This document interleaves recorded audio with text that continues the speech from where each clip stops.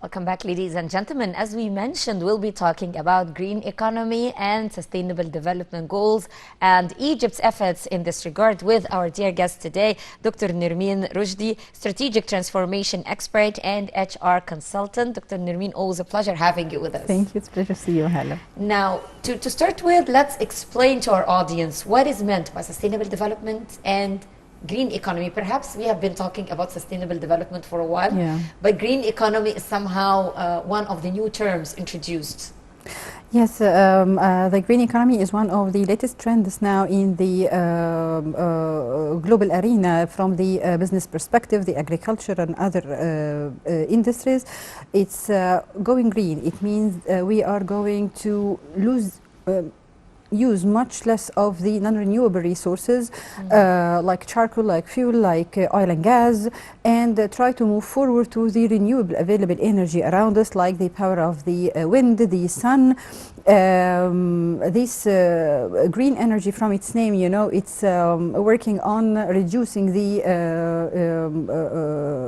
emissions of the, you know, the fuel. It helps in controlling the climate, reducing the waste, of course, the global heat that we are, the high temperature that we are suffering from for the time being. So moving green now is the consequences of climate change. Yes, and moving green now is, you know, is our rescue, it's our savior, to try to mitigate around the major side effects from using the, you know, which we used to study in science before when we were young, the non-renewable resources like the charcoal, like the fuel and stuff like this. So now we have to adopt it because not only we are preserving the non-renewable resources, but it's also have a huge positive impact on our health, on our, you know, agriculture. For example, it will reduce the pollution in the fruits and vegetables and whatever products we are used to eat and feed on. Of course, on the breeding of the animals and cattle and stuff like that. So I think moving forward to the green economy is considered to be our solution to move forward, and of course it will help in as an impact on the sustainability of our society and economy. Let's talk about sustainability and the goals that Egypt set as the Sustainable Development Goals, SDGs 2030. What has been achieved so far here in Egypt? Well, now we are moving with great steps. Yani, for example, like 15% of projects in Egypt in 2020 were directed towards the green economy. For 2021, they are up to 30% with a total investment of 690 million EGP, which is considered to be a huge portion of, as a budget, yani, to be considered or to be invested in such, in various industries. It helps small projects even when they are starting now in Egypt to go forward to use the green energy, not to transfer, because you know transferring from the current systems to the to be green, it's costly, especially if you are working on a factory or you are working on a very well established industry. So to move its energy resources considered, yes. Yet I think it's moving forward, because if you move now, sometimes if you move beside people who are living in homes, you find these sheets for the to work on the solar energy to as a source of energy at homes. So I think the society now is well oriented and acknowledging the importance of this green environment, and they are moving forward for it. So this is from the personal perspective or the citizens' interaction, or how they understand the importance of this, and from the industrial perspective. Yes, you said that this is a global shift. Most world countries now are shifting to green economy to achieve sustainable development. What are the lessons that we can draw from the experiences of other countries in this regard? I believe Germany had went through major steps, and they really achieved a huge success in this area. So I think that we can learn from the best practices they are going through, like having more greeneries, moving forward to teach even our kids how to move forward to green, to reduce much of the using this the usual resources that we used to. I think think by the presidential vision 2030, we are moving forward, and and how it's really they are persisting to have a success story here, and we are starting to see it maybe in the small businesses, because you know when you are establishing a small business, you can invest easily to move green rather than having the usual traditional methodologies and then transfer to green. So I think with the European success story, I think the Far East, like Japan success story, we can have bits and pieces and try to tailor fit to the Egyptian society and the Egyptian economy, and for example, and for sure the fund we are have. Now, let's go back to going green. Yeah. Now, green transformation or shifting towards green economy is one of the priorities of the Egyptian state, and we need to know what have we achieved so far and what is expected in the upcoming period. Well, the focus of there is huge alignment between the Ministry of Environment and the other ministries in Egypt under the supervision of the Ministry of Planning, where they are moving forward. For the time being, I believe they are having like 690 projects that are going for the green economy. Of course, this number of projects will be increasing for the coming period of time.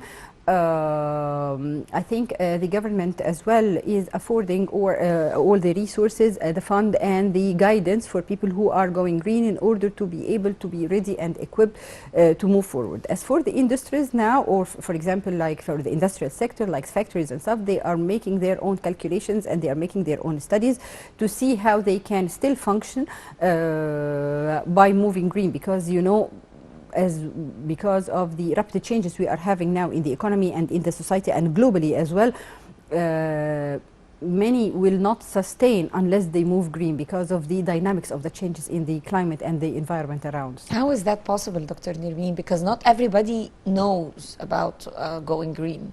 Not all of us know about that. I think awareness sessions are very important to create the awareness, to create actually come in to cultivate the need, because you know things will never change unless you make full awareness to people. By the awareness you start to create a need. Once you create a need, people will have the internal drive to move forward for it. But if you just like give them a blank, you know, definition or a blank term for something that they don't know how it will impact their life.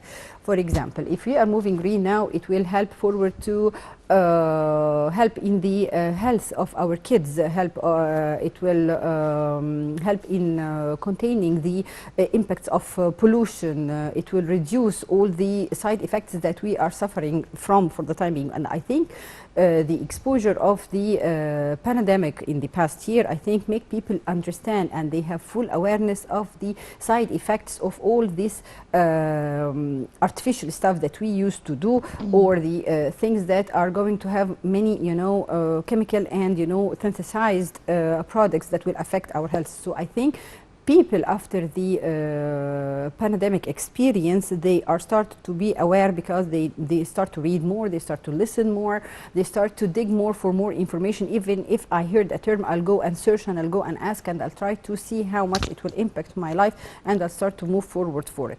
On the other hand, because this point is very valid, you know, the first steps in the transformation is usually very expensive. So I think by the awareness session and the support of the government, which is currently happening, I think it will help people to have the know-how and the steps to be able to move forward to be green without having, you know, this extreme costs that might be rendered for this process. Okay.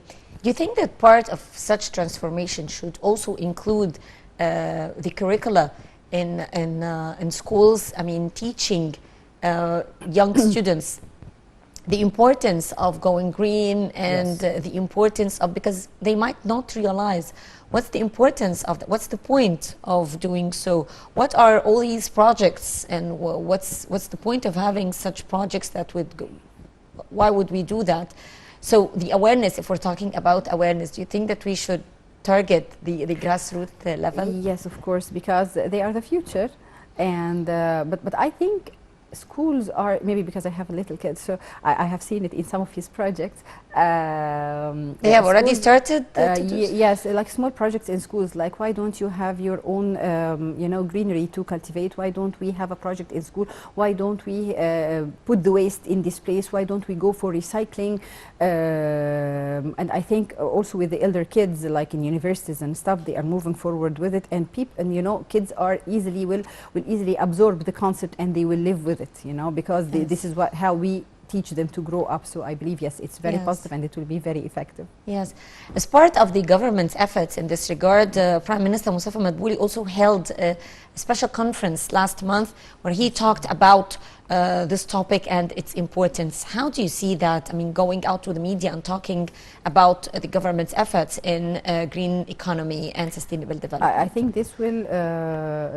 I think it's giving more, assurance, more credibility, because when we see a minister who's going through the media and he's talking about going green and he's stressing on the importance of going green and its positive impact, this will create awareness. People will see it serious rather than somebody who's coming out with an initiative that might succeed or not.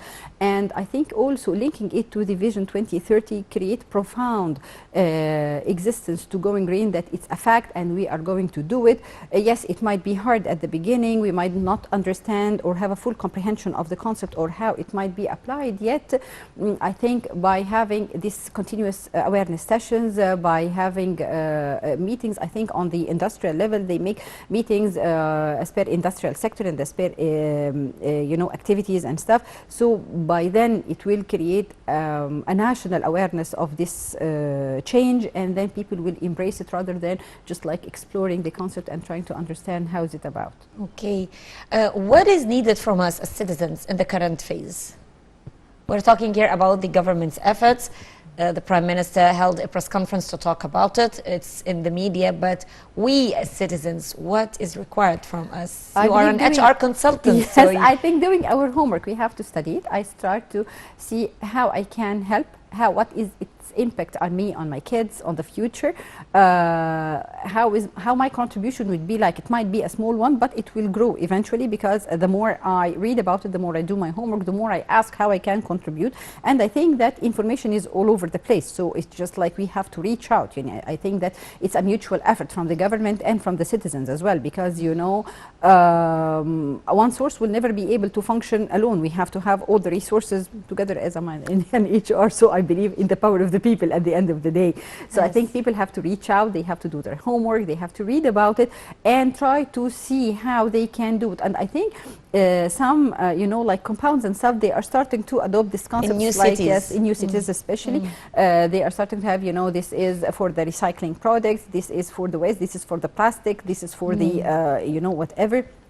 So I think even in the clubs as well, by the way, it's there, and people are starting to be committed. And in coastal cities as well. Yes, yes. So I think it's been there for a while. Maybe it's